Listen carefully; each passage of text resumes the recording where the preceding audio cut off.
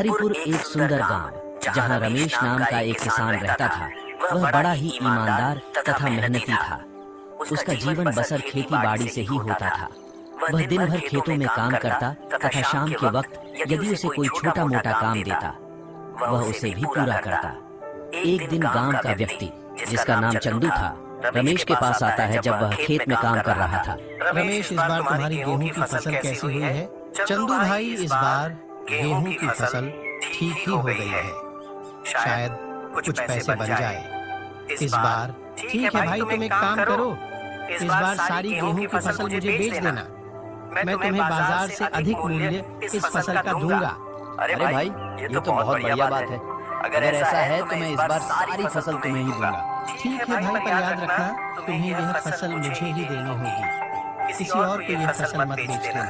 बिल्कुल भाई, ये फसल मैं तुम्हें ही बेचूंगा। इसके बाद रमेश गेहूं की फसल को काटता है तथा उसे बोरियों में बंद करके अपने घर के साथ वाले गोदाम में रख देता है। चलो, अच्छा है, इस बार कुछ अच्छे पैसे कमाने को मिल जाएंगे। इस फसल को पैदा करने में मेहनत तो काफी होती है, पर कभी उचित मूल्य इसका नहीं मिलता। पर शायद इस बार उचित मूल्य मिल जाए। रमेश इसके बाद सीधा घर में जाकर सो जाता है।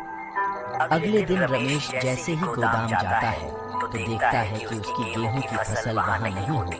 हे भगवान, ये क्या हुआ? अनाज की बोरियां कहाँ गई? रात को तो यही रखी थी, कौन उनको उठाकर यहाँ से ले गया? रमेश को कुछ समझ नहीं आता कि अब क्या करे।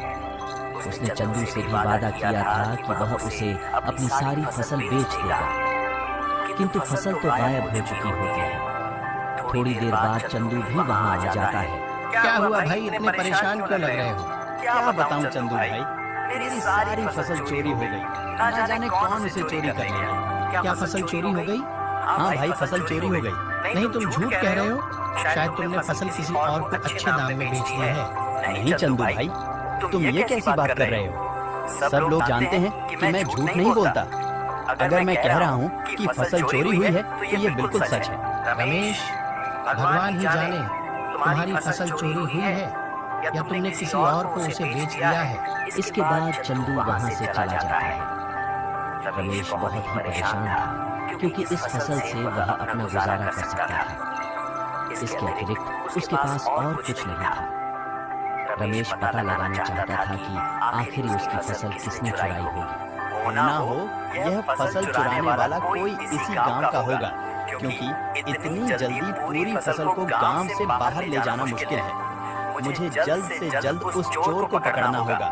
यदि मैंने देरी कर दी तो वह चोर जरूर फसल को कहीं गांव से दूर ले जा सकता था। इसके बाद रमेश घर घर जाता है तथा लोगों से पूछता है, क्या आपको गेहूं की फसल चाहिए? नहीं भाई, हमारी तो पिछले साल की गेहूं अभी है। इसके बाद रमेश दूसरे घर जाता है।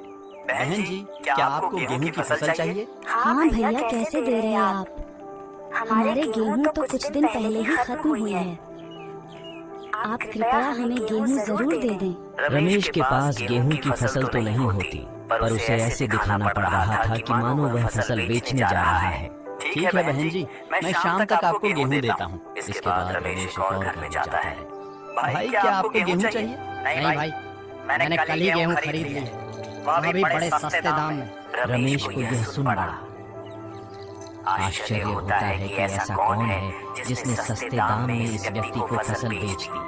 अच्छा भाई, कोई बात नहीं, आप फसल मत लो, पर ये तो बता दो आपने इतनी सस्ती फसल कहाँ से खरीदी, ताकि मैं भी कुछ फसल वहाँ से खरीद कर मुनाफा कमा पाऊँ। रमेश भाई, मैं आपको ये बता तो दूं कि फसल किसने मुझे बेची है, पर उस आदमी ने मुझे मना किया है ये बताने से। क्यों भाई, उसने तुम्हें क्यों मना किया है, बताओ? देखो रमेश भाई, तुम एक भरोसेमंद व्यक्ति हो, इसलिए किसी से कुछ मत बताना।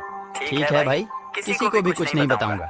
बताओ, किसने तुम्हें इतने सस्ते में यह फसल बेची? वो चंदू है ना, उसने मुझे गेहूं की फसल इतने सस्ते में बेची है, तथा उसने मुझे यह कहा कि तुम किसी को भी सस्ती फसल के बारे में मत बताना, क्योंकि वह नहीं चाहता कि वह सारी फसल गांव में ही सस्ते दाम में बेच दे। वह बाकी फसल को शहर में अच्छे दाम में बेचना चाहता है। ठीक है भाई, बहुत धन्यवाद आपका ये सब बताने के लिए। रमेश अब बड़ी गहरी सोच में होता है कि कैसे चंदू का पर्दाफाश किया जाए। इतने में रमेश का एक दोस्त रमेश के पास आता है जो शहर में रहता था। उसे इस गांव में कोई भी नहीं जानता था। अरे रमेश, क्या हुआ, इतने परेशान क्यों हो? अरे दोस्त, क्या बताऊं मेरे साथ क्या हुआ है। अरे बताओ तो सही, क्या बात है। इसके बाद रमेश अपने उस मित्र को सारी बात बताता है। लगता है ये चंदू ही चोर है दोस्त। मुझे भी उस पर शक है, किंतु इस शक को यकीन में कैसे बदले। एक काम करते हैं, पहले पता लगाते हैं कि चंदू के पास फसल है कि नहीं। अगर उसके पास घर में फसल हुई तब तो हम उसे रंगे हाथों पकड़ सकते हैं, किंतु हम सीधे उसके पास नहीं जा सकते। अगर उसको शक हो गया तो वह कहीं फसल को गायब न कर दे। तुम सही कह रहे हो। तो फिर हमें क्या करना चाहिए? तुम एक काम करो, तुम एक व्यापारी की तरह चंदू के घर जाओ, क्योंकि तुम्हें इस गांव में कोई पहचानता भी नहीं, किसी को तुम पर शक भी नहीं होगा। हाँ, तुम ठीक कह रहे हो। मैं उसके घर जाता हूँ। थोड़ी देर में रमेश का दोस्त चंदू के घर पहुंच जाता है। अरे भाई, घर पर कोई है? चंदू घर से बाहर आकर देखता है तो कोई अनजान आदमी उसे नजर आता है। हाँ भाई, कहो क्या हुआ? अरे भाई, मुझे कुछ गेहूं की फसल चाहिए थी। बाजार में जो दाम चल रहा है, मैं उस दाम से दुगना देने के लिए तैयार हूँ। क्या सच में आप दोगुना दाम दोगे? हाँ, बिल्कुल। मुझे किसी ने बताया था कि इस गांव में रमेश नाम का कोई व्यक्ति है। उसकी फसल काफी अच्छी होती है, तो मैं बस उसी से फसल लेने चला आया। अरे भाई, अंदर आओ आप।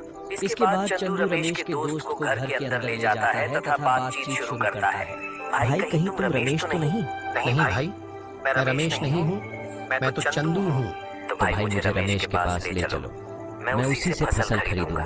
अरे भाई, आपको वहाँ जाने की कोई जरूरत नहीं है, मेरे पास भी काफी फसल है यहाँ। नहीं भाई, मुझे तो रमेश